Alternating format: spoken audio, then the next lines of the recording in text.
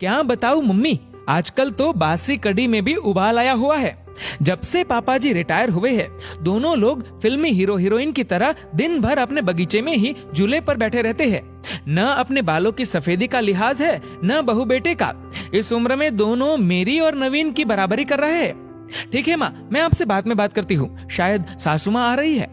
सासू माँ ने बहू की बातें कमरे के बाहर ही सुन ली थी, पर नजरअंदाज करते हुए खामोशी से चाय सोनम को दे दी।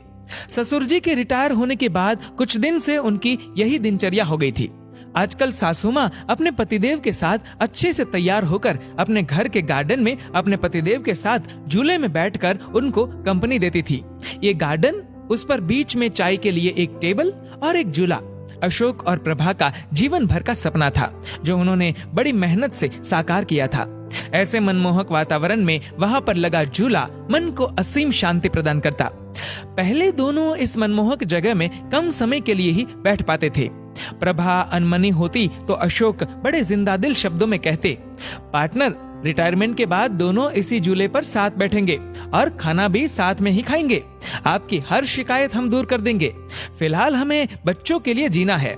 बच्चों के करियर पर बहुत कुछ बलिदान करना पड़ा। खैर, अब बेटा अच्छी नौकरी में था और बेटी भी अपने घर शादी करके जा चुकी थी। रिटायरमेंट के बाद घर में थोड़ी रौनक रहने लगी थी। अशोक जी को भी घर में रहना अच्छा लग रहा था। पहले तो बड़े पद की नौकरी की वजह से कभी उनके कदम घर में टिकते ही नहीं थे, लेकिन अब दोनों एक दूसरे के साथ काफी टाइम स्पेंड करते हैं। बहू सोनम अपने पति नवीन को उसके माता पिता के लिए ताने देने का कोई मौका नहीं छोड़ती थी। उसने उस कोने के बगीचे से छुटकारा पाने के लिए नवीन को एक रास्ता सुझाते हुए कहा, नवीन, क्यों ना हम बड़ी कार खरीद ले? आइडिया तो अच्छा है, पर रखेंगे कहाँ? एक कार रखने की ही तो जगह है घर में। नवीन थोड़ा चिंतित स्वर में बोला, जगह तो है ना, वो गार्डन तुम्हारा जहाँ आजकल दोनों लव बर्ड्स बैठते हैं। थोड़ा तमीज से बात करो। नवीन थोड़ा गुस्से से बोला, लेकिन फिर भी सोनम ने अपने पति को पापा से बात करने के लिए मना ही लिया। अगले दिन नवीन कुछ कार की तस्वीरों के साथ शाम को अपने पिता के पास गया और बोला, पापा, मैं और सोनम एक बड़ी गाड़ी खरीदना चाहते हैं। पर बेटा, एक बड़ी गाड़ी तो घर में पहले से ही है, और तो और इस नई गाड़ी को रखेंगे भी कहाँ? अशोक जी ने प्रश्न किया। ये जो बगीचा है, यही गैराज बनवा लेंगे। वैसे भी सोनम से तो इसकी देखभाल होने से रही, और मम्मी कब तक देखभाल करेंगी? इन पेड़ों को कटवाना ही ठीक रहेगा। वैसे भी ये सब जड़ें मजबूत कर घर की दीवारें कमजोर कर रहे हैं। ये सुनकर माँ तो वहीं कुर्सी पर सीना पकड़कर बैठ गई। पापा ने क्रोध को काबू में करते हुए कहा, मुझे तुम्हारी माँ से भी बात करनी पड़ेगी, थोड़ा सोचने का मौका दो। क्या पापा, मम्मी से क्या पूछना? वैसे भी इस जगह का इस्तेमाल भी क्या है? नवीन थोड़ा चिड़चिड़ाकर बोला, आप दोनों दिन भर इस जगह बगैर कुछ सोचे समझे 4 लोगों का लिहाज किए बगैर साथ में बैठे रहते हैं। अब आप दोनों कोई बच्चे तो नहीं हो, लेकिन आप दोनों ने दिन भर झूले पर साथ बैठे रहने का रिवाज बना लिया है, और ये भी नहीं सोचते कि 4 लोग क्या कहेंगे। इस उम्र में मम्मी के साथ बैठने के बजाय आप अपनी उम्र के लोगों में उठा बैठी करेंगे तो वो ज्यादा अच्छा लगेगा, न कि ये सब। और वह दंदनाते हुए अंदर चला गया। अंदर सोनम की बड़बड़ाहट भी जारी थी। अशोक जी कड़वी सच्चाई का एहसास कर रहे थे, पर आज की बात से तो उनके साथ प्रभाजी भी सन्न रह गई। अपने बेटे के मुंह से ऐसी बातें सुनकर दोनों का दिल भर आया था और टूट भी चुका था। रिटायरमेंट को अभी कुछ ही समय हुआ जो थोड़ा सुकून से गुजरा था। पहले की जिंदगी तो भागम भाग में ही निकल गई थी बच्चों के लिए सुख साधन जुटाने में। अशोक जी आज पूरी रात ऊहापोह में लगे रहे, कुछ सोचते रहे, कुछ समझते रहे और कुछ योजना बनाते रहे। लेकिन सुबह जब वे उठे तब बड़े शांत और प्रसन्न थे। वे रसोई में गए और खुद चाय बनाई। कमरे में आकर पहला कप प्रभा को उठाकर पकड़ाया और दूसरा खुद पीने लगे। आपने क्या सोचा? प्रभा ने रुआंसे लहजे में पूछा। मैं सब ठीक कर दूंगा, बस तुम धीरज रखो, अशोक बोले। पर हद से ज्यादा निराश प्रभा उस दिन पौधों में पानी देने भी न निकली और न ही किसी से कोई बात की।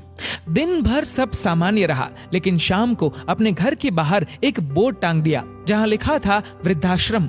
वृद्धाश्रम का बोर्ड टंगा देख नवीन ने भौचक के स्वर में पापा से प्रश्न किया, पापा, माना कि घर बड़ा है, पर ये वृद्धाश्रम का बोर्ड किस लिए? अगले महीने मेरे स्टाफ के मिस्टर गुप्ता रिटायर हो रहे हैं, तो वो इसी घर में रहेंगे, उन्होंने शांतिपूर्ण तरीके से उत्तर दिया। हैरान नवीन बोला, पर कहाँ? तुम्हारे कमरे में, पापा ने सामान्य स्वर में उत्तर दिया। नवीन का स्वर अब हकलाने लगा था। और हम लोग तुम्हें इस लायक बना दिया है। 2-3 महीने में कोई फ्लैट देख लेना या कंपनी के फ्लैट में रह लेना अपनी उम्र के लोगों के साथ। पापा एक एक शब्द चबाते हुए बोल रहे थे। हम दोनों भी अपनी उम्र के लोगों में उठे बैठेंगे और अपनी बात पूरी करते हुए कहा, अरे नालायक, तुम्हारी माँ की सारी उम्र सबका लिहाज करने में ही निकल गई, कभी बुजुर्ग तो कभी बच्चे। अब लिहाज की सीख तुम सबसे लेना बाकी रह गया था। पापा, मेरा वो मतलब नहीं था। नवीन सिर झुकाकर बोला, नहीं बेटा, तुम्हारी पीढ़ी ने हमें भी प्रैक्टिकल बनने का सबक दे दिया। जब हम तुम दोनों को साथ देखकर खुश हो सकते हैं तो तुम लोगों को हम लोगों से दिक्कत क्यों है?